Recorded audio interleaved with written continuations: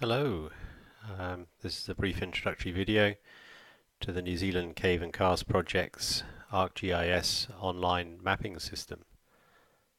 So firstly you go to arcgis.com and log in using the details that you've been provided. It brings you to a home page for the project itself with some tabs across the top.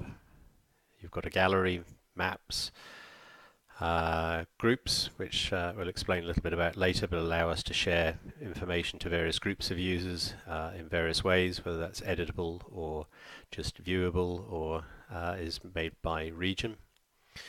We've got the organisation itself, and you can set some details, and obviously we've got some content as well. So maybe go to the content tab. So this particular user's a brand new one and doesn't actually have any content of their own, but we can actually have a look at some of the information we've shared with the user through the group system. And here you can see a number of layers that have been shared with them. You've got the cave entrances themselves, various other layers including outlines of caves, access tracks, land parcels, and also things that are sort of more nationwide in terms of things like closed depressions, which are off the New Zealand topo map. We've extracted them out and made them available for users. If we have a look at a particular layer, which is what these are,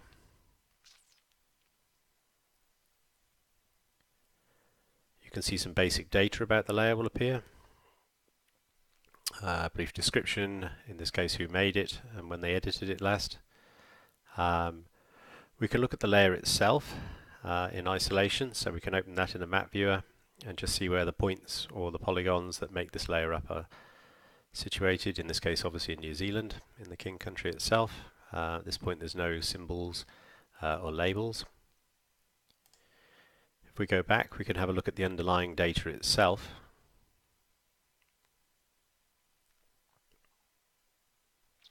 By clicking on data.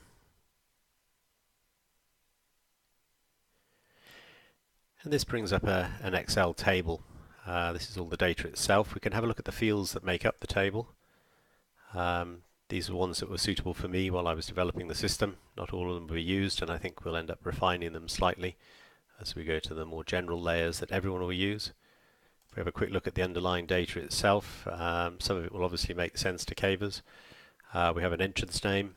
We have an entrance type. It might be a resurgence, an impenetrable sink, or a tomo. Again, we'll probably need to standardize on something there. Some entrances have codes, as you can see. These are either from the old historic maps or the bulletins when there was a more formal system. Many entrances do actually have alternate names at various points in their lives, so I've included a column for that, or a field. The cave system makes a lot of sense when you have multiple entrances. If we picked something like Thistlebob, obviously the entrance really is the cave itself. But if we looked at another example, maybe 10 Acre Tomo might be a good one. Here I've actually included the main entrance as we think of the cave, plus other entrances and also some of its associated small caves that are next to it. The road was useful for research. It's often just the closest physical access to the cave, in my case, is what I put down. And then the property, again where I know it. Catchment is the assumed drainage point for the cave. Mangataki River or the Waitoma Stream obviously appears quite often. And then other details which are generally useful, the area the cave's in, the district. I think both of those will need to kind of get a little bit more formalised. They're not actually as obvious as they seem when we start to think about it. And then some sources and a bit of a comment depending on what I've found when I've included them or where they've come from. So if we go back to the content itself, what can we really do with this? Well, we can make it into maps, and the layers can be built together in many, many ways. At this stage, I've simply shared one map with this particular user, but it's the general map that I use for research. So the details of the map come up. Here I've also listed a few details on where I think I might take it and what we might use it for.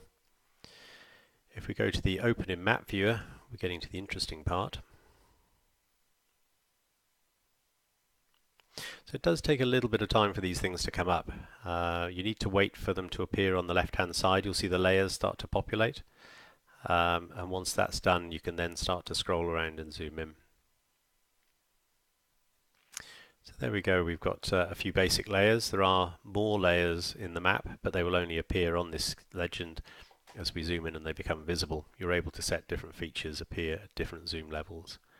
So I've started basically with a topo map is hidden behind here, and over the top of it I've overlaid the geology map of the North Island as a feature service layer from ESRI itself. Generally the orange are the sedimentary rocks we're interested in, but you will see as we zoom in the boundaries really do make sense in terms of where the caves are and where they're located. We can also see some other points on here as well. We can see some points of interest. In this case it's the shearers' quarters up at Bukititi. At the moment there's no formal system. We've got just general points of interest really with a note attached to them and who put them in. So here there's a permit required for Grand Canyon itself. We've also got some question marks. Again, it's something I've found as a useful tool. These are possible caves in this particular case. If we zoom in a little bit further, we could see that there's a large area there of drained area draining into a tomo with a closed depression around it, and no known cave. As I say, in this particular case I'd made a note that it was from SUS, may well have looked at this area. Arguably you could do the same for these types of features as well. So more for desktop prospecting or for recording features that you found in bulletins and you suspect the locations of. As we zoom in a bit further, the imagery layers start to appear. And here of course we can see the New Zealand imagery, which is very, very good in the main. Some of the entrances are very obvious. We zoom in further, some not so. If I move back out and maybe move to Waitomo itself, we can see some of the other details that we've put onto the maps, again as an idea of how we could use this geographic information system to store caver knowledge and community knowledge. So here, zooming in on Waitomo itself, I've actually started to populate it with some of the known caves itself behind. Many of you could probably guess this is Gardener's Gut. Again, as you zoom in further, it's actually a georeferenced map of the cave itself. So the scanned map was then georeferenced in a project called ArcMap, and a shapefile was made of the outline of it to try and simplify it a little bit. And then this was brought into the online system. They are actually built up of separate individual elements. Coincidence Cavern is separate from Gardeners itself, but at the moment they're just displayed in a single colour. You can also see some of the other features we've added to the map. Here we've started to add tracks in, so to try and help with retention of knowledge. So here's the normal parking place for Gardener's Gut itself, and the walk into Sviholm with some details. I've simply hand-drawn the track in, the approximate locations. You could do this by GPS with a slightly different methodology, but again it's useful for cavers to know how to gain access to these caves. For some of them it's more obvious. If we look at this other example here, which is Waitomo Waterfall, slightly less obvious. Many of you may know the cave, but to actually get to it it's much easier to park at the end, and there's actually now a walkway going across here, and then you can actually traverse down the trap lines. And again we can store that information behind as a bit of detail on the track itself in its metadata. So again, a working concept, but something I think that most people will find very useful.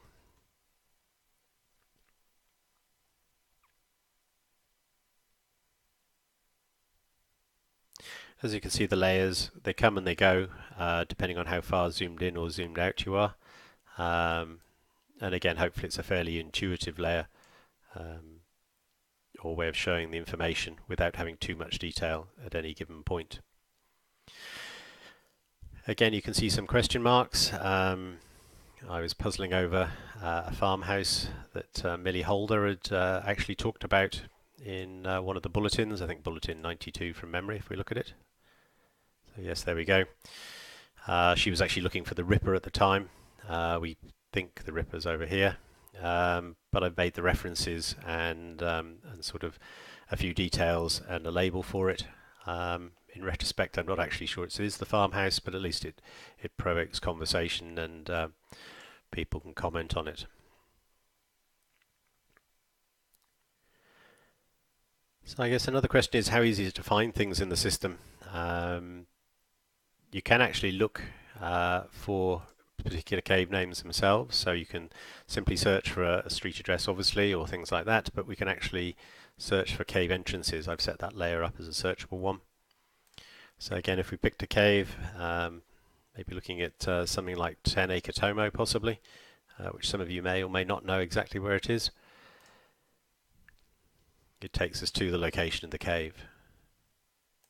Close that and I can zoom out and we can see it's sort of southwest of Pukatiti. And get some general idea of where it is in relation to things, so Pukatiti being up here. So again, another question really is how easy is it to add caves to the system? We've deliberately kept it fairly simple at this stage. There's relatively few editable layers. On the desktop system we have quite a few more, but at this stage we really felt that it was probably worth trying to keep it fairly simple. So for purposes of a demo, we'll probably add in the known, well, hardly a cave, but certainly a Tomo behind HTG. So in this case I can zoom in. I could actually enter a location up here as well and it would take me to it, but I'm actually going to add in Rubbish Tomo, which is situated south of HTG. So if we go to the editor, pick the feature we want to do, in this case obviously a cave entrance, and I'm just going to eyeball it and pick it. Brings up a dialog box which you can then enter your details into.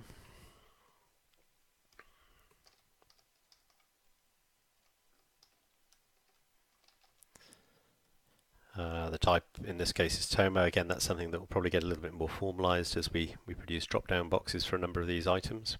This particular one doesn't have an entrance code or an alternate name. As I mentioned before, it is useful to have a system name. It helps us filter on caves and systems. Obviously sometimes they're known as entrances, sometimes they are systems themselves. The roads, the Tianga Road.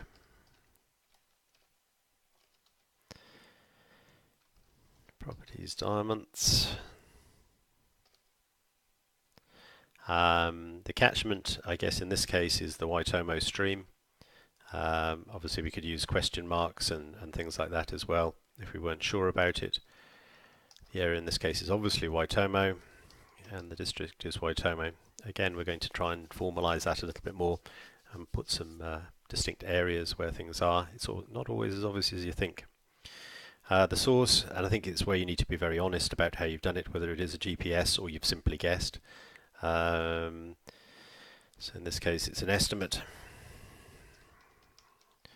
based on pick of ESRI base map. We could put any comments. In this case, no known cave. The X and the Y don't need to be filled in. They're actually a legacy from the way we imported the data and just need to get cleaned out. So we close that. Similarly, we can add other features. I mean, we could add the actual track to the cave itself coming off the deck, so we can start at the deck. With this stuff you could be pretty much as detailed as you want or you don't want to be. But again, it could well give a cave or a good indication of how to get into an area or which side to approach a cave at the very least. And double click to finish. It too brings up a dialog box. It's useful to at least put the name of the cave in, but you could put any other details as you saw in that previous example of Waitomo waterfall. We can close it. Points of interest are very similar. There's no formal system for the points of interest of what they are. You can just plonk them on the map and put comments at this stage. So what have we been using the map for? Well, slowly I've built up the list of the caves I knew. some of them by GPS and from previous visits. Some other ones really from doing the research on the map and then going and visiting the caves. If we have a look at that as a specific one.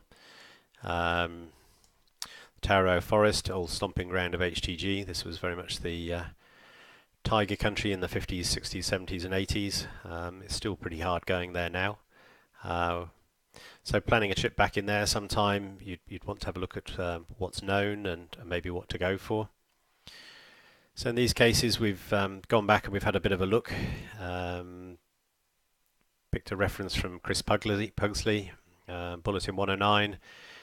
It's very likely the location. His description in the bulletin is too difficult to actually work out what he's talking about, but it's definitely on the sort of the northern side of the Pura stream. So again, we could plonk a question mark.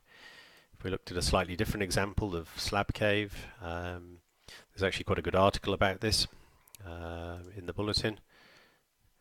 And Glenn Murphy came up with a series of coordinates on the stream that this one actually sits on and a description of the cave itself. So the stream junction and the top do actually fit with the NZTM or map grid originally coordinate system he provided. We converted them, popped them in, and it checks out. So the cave is somewhere along there. So again, it gives you a good idea of what might be in there, maybe how to approach it. Karimu, known caves. Clearly there's a big bush block in here that must be feeding it, so it would be well worth looking at. Another example maybe of a slightly lesser known area, but equally interesting, is the Mokau River. This is an area that's quite a number of people prospected in the 80s and 90s. Trevor Worthy and others drew up an awful lot of caves in this area. There's a good chance they got the majority of them, but again it's quite fertile hunting ground. Again, I've geo-referenced many of the caves for personal interest because it was an area I was thinking of going back to, and put the known caves in. We can see some big tomos or dolins there. It would well be worth going back and looking for some of the resurgences on the river and things like that.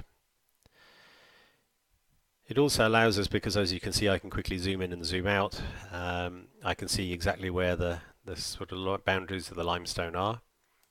We do actually have a more karst layer, but generally this pinky edge is the level of the karst, or the boundary of the karst. Mankataki Gorge coming through.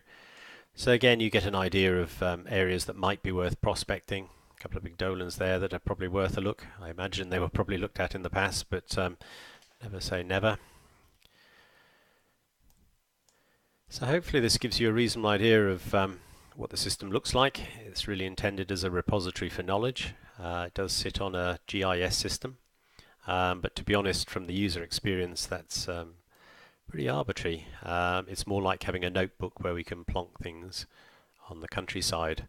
The idea is still that we expand this system from really what we've got it at the moment, the king country itself, and different individuals pick it up and run with it in their areas. We can make individual groups to protect data, which we'll go through in a little bit in another video, but would allow them to work autonomously on the information they have without all seeing it at this stage. We also have systems to allow various levels of caves to be seen by various people and things like that. Again, something we'll go through in some other videos. So hopefully you found this interesting, and hopefully be interested in joining the King Country Karst project, the New Zealand Cave and Karst project as it's now become, and help us populate some of the knowledge from our community onto these maps.